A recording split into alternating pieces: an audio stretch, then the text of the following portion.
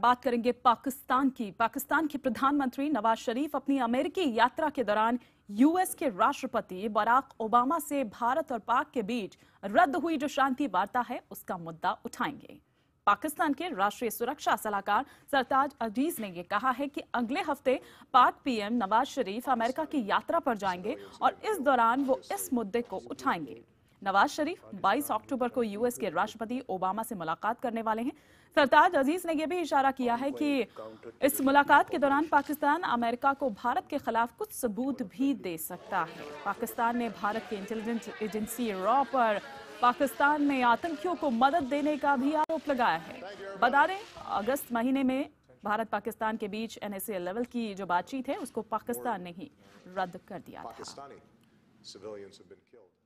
हमारे देश की पहले से ही ये राय रही है कि दोनों देशों के बीच में जो भी डिस्प्यूट है, जो भी झगड़ा है, इनको हम दोनों देशों को बैठ करके हमको वो करना चाहिए। हमको बाहर के किसी भी देश को लाने की मुझे जरूरत नहीं है।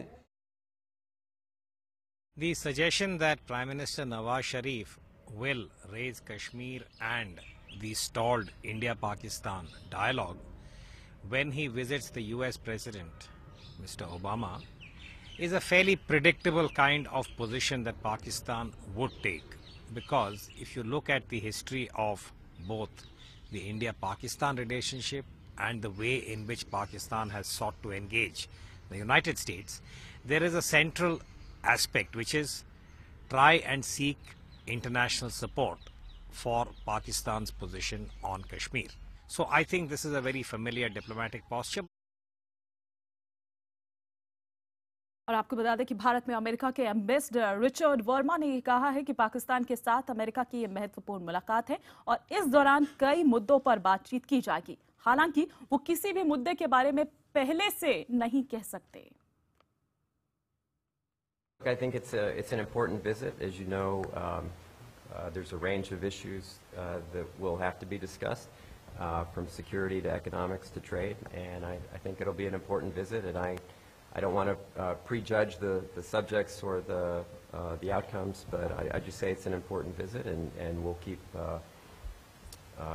keep focused on our relationship here as well. But again, we'll see what comes of it. We look forward to the visit and what comes out of the meeting between the President and Prime Minister.